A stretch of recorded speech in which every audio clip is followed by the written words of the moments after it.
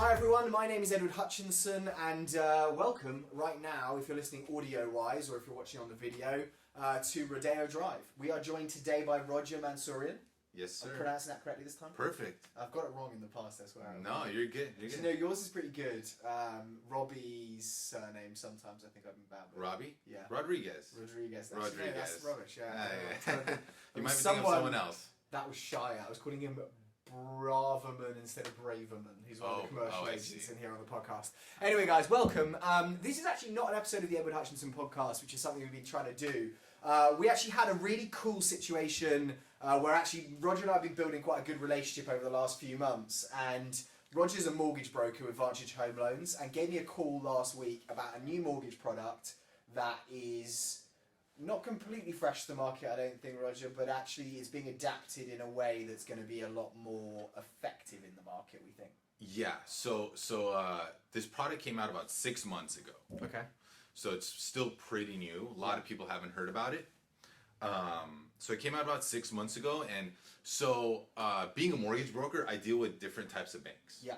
So I deal with banks that do like cookie cutter, A-paper, Yeah. high net worth, like easy loans, quick, like 15 days closing with great rates. Yeah. And then you have your banks that do the quirky stuff, right? So like the weird loans, like bank statement loans and for foreign investors who potentially don't have the credit scores or income equity documents. Yeah. Okay.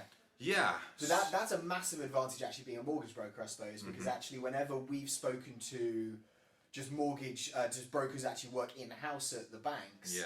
they're awesome, but unfortunately all they can really sell or kind of become aware of to their clients is their own personal mortgages offered by their banks, which is significantly less products than what you see on a day-to-day basis. Yeah, they're very limited. Yeah. So Bank of America or Wells or whatever, they're really good at a very tight window of products. Okay.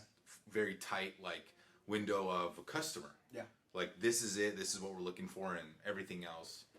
Yeah, so we have an array of like hundreds and hundreds of programs. Yeah. And then we have like 3-4 banks that do these quirky loans. So now we can shop the best rate. Yeah. In addition to getting you a loan that you can't even get other places. And so the people out there listening, the quirky products are generally going to be a higher interest rate, would you say? Yeah, so about 1 to 2% higher. Okay.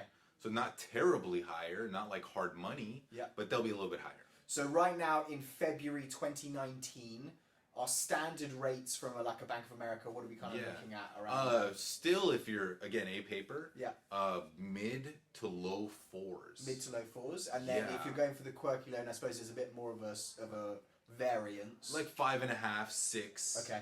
And upwards. And upwards. Hard money Depending. Loans at 10% and 8%. Yeah, so I mean, I have a client right now who's doing a quirky loan. Yeah. His credit score is lower, on the lower side right now because he's just acquired properties and he's got a lot of debt right now. Okay. But even with a lower score, he's still at like 7.5. Okay. So still better than hard money. Yeah. Okay. And so basically, Roger gave me a call.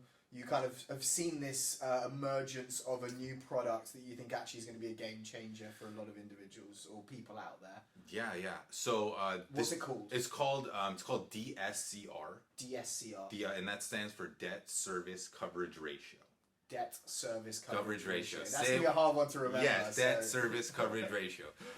Anyway, so DSCR is for short, and basically it's an investor loan. Okay. So if you are looking to buy a property, or let's say you just don't have the tax returns or pay stubs, you don't have enough income to cover another mortgage. Okay. Yeah. Okay. What this program does is it's not looking at you as an individual. If you qualify, it's looking at the property. So it's looking at the income that this property will generate with a renter. So I suppose actually kind of, if any of you guys out there aren't familiar with mortgages, this is probably quite general, but I'm just going to make this statement. Obviously, if you're buying a house which is for yourself, which is a standard mortgage, you can't really rent that out, or most people can't unless you're buying a duplex or something like that with a guest house and then finding a way to do it. So you're basically, when the bank is looking at getting a mortgage approved for you, they're saying, can Roger or Ed actually afford this property based on what they're pulling in per month, because they do not want to give a loan to someone who can't do that. Whereas if someone is looking for a rental investment, now obviously like we sell rental investments to investors, and I always say to them, you know, you can put that money into stocks and shares and that can give you some benefit, definitely. But in terms of something which is going to be an appreciating asset, which is also paying you out a monthly fee in the rent that you're getting from putting someone in there, that is the kind of thing that we're talking about. So if someone bought their own house, they're living in it with their family, they managed to save up $100,000, but unfortunately they're you know, and that's through them living more frugally as opposed to them getting a promotion. This would be a great thing for them to be able to look at. Absolutely. Someone in that situation, someone who has Airbnb experience, who maybe owns like one investment property and they're Airbnb and they're making money and they have experience, and they're like, you know what, I want to buy another property and Airbnb it. Even if your income hasn't increased, what the bank will do is say, okay, well, you want to buy this house, and even Beverly Hills. We estimate that this house will generate $12,000 a month in rent. Okay, so they'll take that number, 12,000, and that's the income for that house. And with that, when they look at it, are they being conservative? It's all over the board. It depends on the appraiser. So and you can actually do multiple appraisals. So this is crazy. So one of the properties that I did was out in Joshua Tree. Beautiful place. Beautiful place, really up and coming. Definitely for those short-term holiday investment, like people who want to go out there for a week. People are going there all the time. My client's booked for the next 2 months. Right now, he's booked for the next 2 months. At like $200 a night, $200 to $300 a night. Wow. So anyway, what were we saying? So your client this is one you were dealing with. So your client. Yes. So we did one. Our first appraiser. Came in it said, oh, this property is only going to rent for $1,000 a month. Okay. So that was not enough to get the loan done. We got a second appraiser out there, and we gave him a little bit of comps to work with. Definitely. He came back and at 3,000. So 3 times. 1,000 to Which is crazy because actually we've always had experiences with that, less actually on the rental side because we don't deal with that as much, but actually in terms of like, right, someone's going to get a mortgage, the appraiser's going in there to kind of give a value of what they think the house could resell for should their person, you know, default on the loan. So that's crazy. 3 times. 3 times. So that's another cool thing is you can get a second appraisal. Use that one if it's more in favor, favorable to you. And so, in terms of this product, are they looking at it saying, right, if you have $1 over what you need to pay per month, you're good to go? Done. There's no like 2/3 of it has to be. No. So in the past they would take your rent. And they would knock off 25%, and they use that number. It's 1-to-1. If it's $1 under, you're good to go. What if the market goes badly? Is there any coverage in that? Well, that's why they require 20% down. Okay, so you need 20%. You have to have 20% down. So that's the one. That's one of the 2 caveats. Is 20% down. Rent's got to cover the mortgage. If you have a renter in there already, they'll use that rental amount. Wow.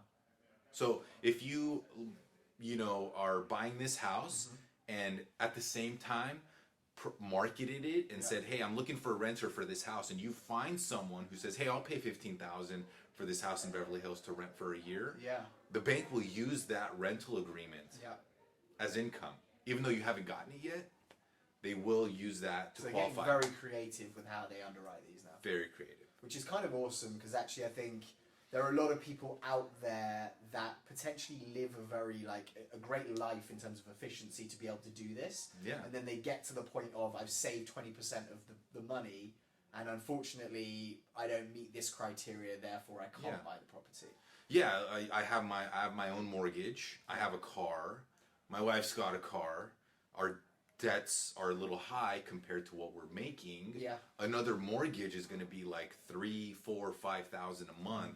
There's no way they're going to qualify.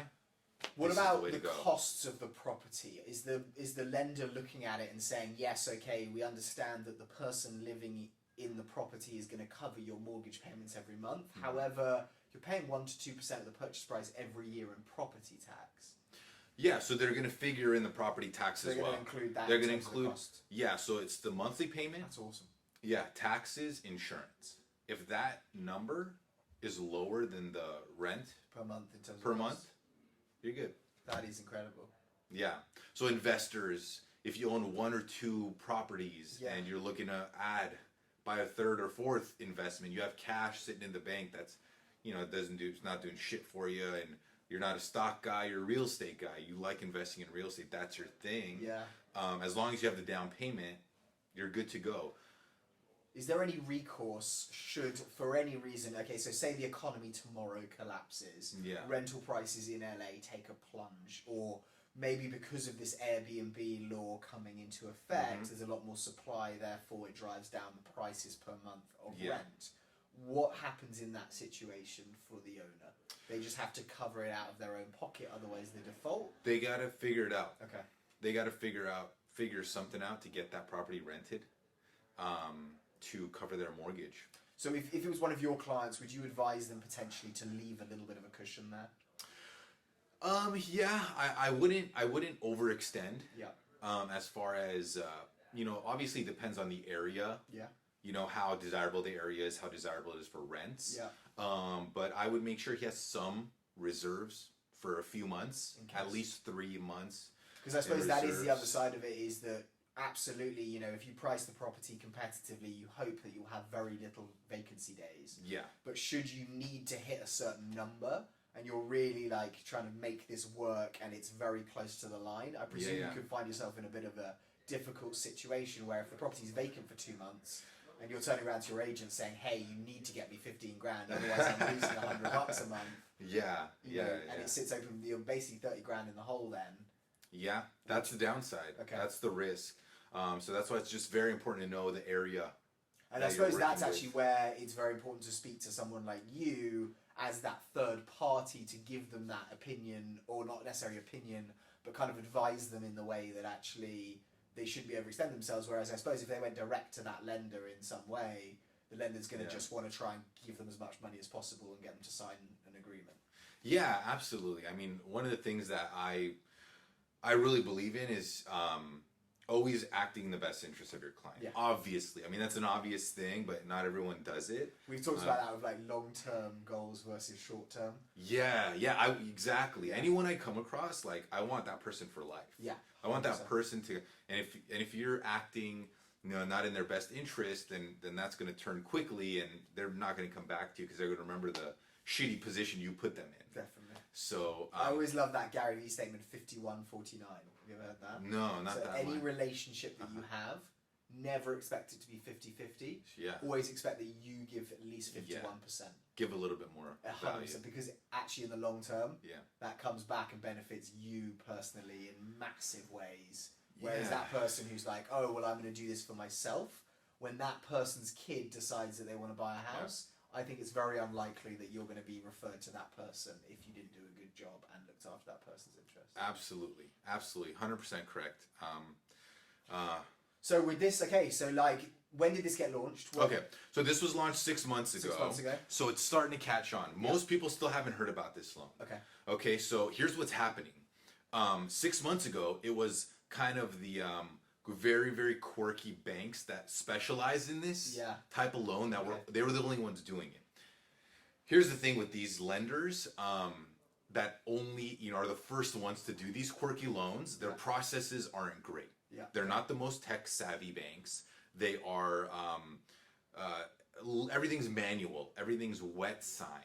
There's not a lot. They're not even doing e-signs yet. Some of these banks. DocuSign is not existing. It's non-existing. They have to wet sign disclosures. That's okay, insane. It's insane, but this is the only bank that does it. So people were all wet sign. This is the only bank that's giving me this type of loan. Okay. So what's happening is yesterday I get an email. One of the most tech savvy lenders that we work with just rolled it out. So they're catching on. So they're seeing that product. And they're like, hold on a second. Yeah. There is a massive gap in the market. People who need this. People want this loan. People need this loan. These other lenders are offering this loan. We need to offer this loan. So now one of the most tech savvy banks that we work with offers this loan where everything is e-sign, everything is DocuSign, everything's online. You can track your progress of your loan online. That's awesome. Yes, so it's catching on because it's a really awesome tool for investors. Yeah. You know, there's a huge market out there of people who are sitting on cash Yeah. to utilize this loan. Now, the other thing I want to mention about this loan is, so the one thing you can do is you can utilize it to buy a house. Yeah. The other thing you can utilize it for is if you own a property free and clear. You might have a lot of clients like this. Yeah. You might have clients, you probably have a lot of clients that own a $5 or $10 million house free and clear. Yeah. Okay, the other thing we can do is we can take cash out on that property. That was actually literally going to be my next question. Yeah. I was going to say, are you able to refinance equity out of it? So if you own 100%, taking 80% of the value out. Yes. Because you've got someone in there who's going to cover that cost anyway. Yes. That is massive because that basically allows anyone who has owned a property for like 20 years plus to significantly take a chunk out of that to invest it in a business or to another property or exactly. So that's just going to be a flow of capital into the market. That's a lot. Yeah, exactly. Especially when you think of it like that. Let's say you had a developer who bought a property all cash. Yeah. And he's like, oh man, like I got this other product, other project I need more cash on, you know, so they can pull from here and literally do that loan as a refinance here and then a purchase loan here. That's incredible. Yeah, so you could use it as a purchase loan, you could use it as a refinance, pull out the equity of your house. Again, no tax returns, no income documents. It's just how much will this property rent for? Yeah. And we'll give you basically up to that amount. And then in terms of that, presumably you're just getting a couple of appraisers to go in and value, if you're refinancing the sales price right now in the market of that property. They will say, right, we think it's going to sell for 10 million. You say, fine, I want 8 million out of that. Yeah. What is the range in rates right now on this thing? They start as low as like the low fives. Really? So if you're, let's say you don't want 80, let's say you want 60. Yeah. Right? So the bank, obviously, if their loan to value is lower, that's going to help with your rate. So let's say you have 800 credit score and you want 60% cash out, you can get a low 5% rate. Really? Yeah. So that's incredible because I was just thinking like, okay, fine, 10%, that's going to be a significant amount of money. Yeah. 5%. Yeah. 5.25. 5.25. That's incredible. Okay, so if people wanted to kind of, what is your take on the future of this? We've seen this, obviously, this shift in what's happening from going from a product that not many people know about to now suddenly it almost being adapted and adopted by the major players. Do you think that continues to happen and it gets more competitive on the rate? Do you think? Absolutely. Yeah, absolutely. So this bank that I'm referring to that is tech savvy, that's catching on. Yeah. They're one of the most competitive rate-wise when it comes to conventional loans. So it's going to be the same when it comes to this type of loan. And the reason they're able to be so competitive in rates is because they're a lot of their systems are automated. Okay. So they save a lot of money because they're tech savvy. Everything is streamlined. They have less employees. Yeah. That's definitely also, I think, a trend we're going to see more and more over the next few years. Yeah. Especially, like, I'm already seeing it in Compass kind of thing. Because before, like, taking that as an example, so before they probably had to have a call center of a few hundred people available 24 hours a day to answer the call, to give an update to a client on what was going on with their mortgage, when it was going to be financed. Now that person can literally, with a few clicks or on their smartphone, tune in, see a real updates going on. We've had a similar one with Compass where we obviously have marketing teams in a lot of our real estate brokerages and the brokerages that we've been a part of, which has been technically it's been bought twice, is that they have a marketing team. So I would send an email to my marketing team saying, we've got a new listing, here are the photos, we need to create a brochure for this, we need to do that. They obviously have 25 other agents all wanting the same thing as fast as possible from them. So now they've got the templates online where basically I just drop the pictures in, change the text, it's already approved. You get an email. Yeah, you get an email, oh, here's all your marketing. Yeah, done. Absolutely, yeah. So as things get automated, brings costs down, less people, and hopefully a better deal, better rate. How do you feel about that? Obviously, because you're an employee in the mortgage, or not an employee, but a person that works and has jobs and creates jobs in the mortgage industry. Yeah. Do you think that if you were an 8-year-old kid right now and growing up thinking, actually, I'd like to be a mortgage broker when I'm in the future, what's going to happen there? I mean, is it going to be automated a lot in terms of that? Or? I think it'll be somewhat automated. Yeah. But overall, I think what you do and what I do, it's relationship based. Yeah. So you're always going to have people that are going to go on Rocket Mortgage. Yeah. You know what I mean? You're going to have those people. There are people who don't care, who are going to go on or find a house with Redfin. Yeah. Or, go on Rocket Mortgage and just get cheapest a mortgage online. Yeah. But you're sacrificing customer service, you're sacrificing quality, you're sacrificing, let's say things are automated. Yeah. How do you know when to lock a rate? Okay, yeah. You know what I mean? On your mortgage. Or how do you know what price to put in an offer at? Want an experienced loan originator. You want an experienced real estate broker who knows, hey, I know in this pocket, you can get a little bit of a better deal. There's more room for negotiation. Definitely. Whereas a computer is probably not going to have those nuances of pockets. At least not for 30, 40 years minimum. Maybe one day. Yeah, but hopefully we're retired by then. I was talking about this the other day, and actually I was thinking about it, and I'd love to get your guys' thoughts on it actually as well if you're listening right now, is what happens when they invent an algorithm that the owner of the property can basically get all of the valuation information, gets the range of what his property's in, lists it in the top 75% of that range of value, but then there's an algorithm where any buyer can walk in, see the property, input what their maximum and what they'd like to pay it is, and the algorithm has a way of working the middle ground out. Yeah. It's possible. In a way that's not engineerable by either party. Yeah. I can't think of a way to do it now. But then I look at blockchain and all of that kind of stuff with algorithms coming out and Facebook identifying me from my face in this location. That was crazy. I'm thinking, holy crap! What happens when they? Or maybe it doesn't happen like that. Maybe it happens where we are just the same person, where all the information and the interactions are coming from. We just scale ourselves in a way where we give auto responses to same questions that we hear all the time. Yeah. And then answer. I mean, who knows? Yeah. Well, I mean, look. I think the mindset has to be that if you want to be a mortgage broker, if you want to be a realtor, you'll find a way no matter what the market is. Yeah. You know what I mean? So that just has to be the mindset. If you want to be successful, you got to roll with the punches. You got to roll with the technology. Yeah.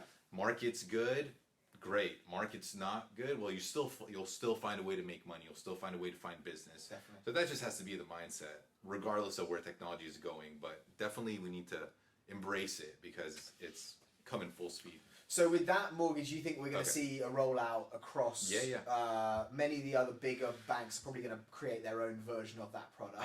I mean, I could see in the next year the bigger players like the Quickens offering this program because there's a few wholesale banks. So I'm talking outside of the Bank of America, Wells Fargo's, and the retail banks. There's big mortgage lenders, big players who are going to see this market share, and they're going to want a piece of it. And then, do you think you'll see an evolution? Presumably, it just happens naturally of the secondary mortgage market on the back of that product. So the selling of, because many of you guys may not be aware, but actually that was kind of the main issue. You probably know now of 2008 kind of situation. Is that they were packaging up mortgages saying, okay, fine, we've lent this much money to this person. This is the interest rate. This is what they're paying back. This is an A-rated mortgage. We'll take 100 of these and we'll sell them to you at a 20% discount. And then you're going to buy that as the other bank. You're going to basically outlay all this capital, but it's going to come back to you plus a 20% bonus over the next however many you're making years. A little cushion off the top. And obviously there was a lot of lying in terms of how A-star or those mortgages were. But I presume it actually is almost a bit more, it's almost a little bit easier to A-star rate that mortgage when it's based on what is the rental market generally based on the economy, as opposed to has Philip had a difficult year at work and has had personal issues which has led him losing his job. Especially in markets like LA, where there's constantly people moving here. rent, people are going to need... Yeah, people are going to need a place to rent. I mean, I could see maybe a little bit more of an issue in if you bought 10 investment properties in, like, I don't know, St. Louis, Missouri. Yeah. Nothing against St. Louis, but I'm just saying more, you know, if you have a strong market like LA or New York where people are constantly coming here, you're not going to have a problem renting it out. Definitely. Okay, I like that. Okay, so let's round it out, Roger. I think... if these guys actually have interested questions about it, and you're listening right now, or you're watching on one of our edits here, and you just want to, whether it's actually about this mortgage or not, what is the best way to reach you? Instagram, Roger Mortgage Expert. You changed that? I changed it. I was the loan guy. Lone guy. But I want to position myself as the expert because that's just something more, something I align with a little bit more. Yeah. You know, so Roger Mortgage Expert on Instagram. One word? Yes. And then Roger at VantageHomeLoans.com. Is my email? Yeah. Yeah, Roger at VantageHomeLoans.com.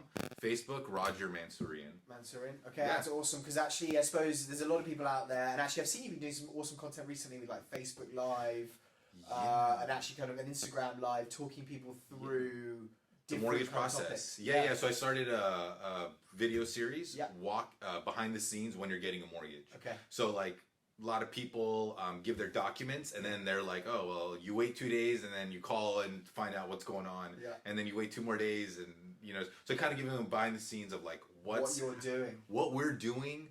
I just interviewed my processor, Kyle. Yeah. Put him on so he explained what he's doing. So you get a little bit more of information on what's actually happening. I think that's awesome because actually it's one of the things I always think about is that people don't get mortgage. Well, some people do get mortgages very regularly if you're an investor. Yeah. But a lot of people don't. You know, it's every 2 to 5 years max. And so even in that time, you probably forget a lot of the elements of what it takes to get a mortgage. What's going into it. Yeah. I mean, or if you're a first-time buyer, you know, and you're like, you know, you feel it's a little intimidating. Like, what do I expect? And, you know, a lot of people, sometimes people want to just watch a video and understand the process and they want to talk to someone. So if you don't have the time to do it and they want to catch up at night as opposed to when they finish work. I love that. Cool. Okay, let's round it out with one last thing, Roger. Sure. Are there any other loan products that you're seeing emerge or that you think everyone should be aware of there? The other big one is the bank statement loan. It's for business owners. Okay, so what the banks are doing now is they're using your bank statement deposits and using that as your income, not your taxes, not your pay stubs. So if you're a business owner and you have a lot of money going through your account, but you have a lot of write-offs, so your taxes don't show enough income to qualify, the bank's going to go off your deposits, and they'll go off the deposits of your business account or a personal account. Really? Yeah, so they'll do a personal account as well. So you might have a business account, you might have a personal account, but if you're getting paid by Compass or you're getting your commission check, and let's say some realtors actually just deposit it straight into their personal account. Yeah. They'll use the deposits in your personal account as your income. I like that a lot. But actually, I suppose that is, it's almost potentially maybe asking for some more problems in the future if people are not that honest about being able to afford, as opposed, you know, if their income's massive but their expenditures are also massive. Yeah. That's a little bit where you worry in the grey area there that could produce some mortgages.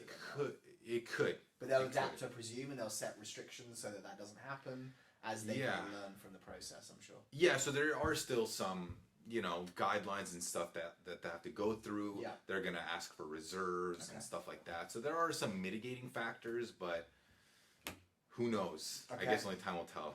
So guys, we're going to round that out. So just as a statement right here, when you're watching this 6 months from today, and you're hearing all about the press talking about how right now in the mortgage market, everyone, if you just have, you get a bit of inheritance, whatever it is, you can put that into a property and the mortgage is done based on the rent coming in, which is called a... DSCR. DSCR. I'm going to really struggle to remember that one, guys. But DSCR or something. DSCR, it reminds me slightly of like, what was that like, you know when you used to record DVDs or whatever, they'd like...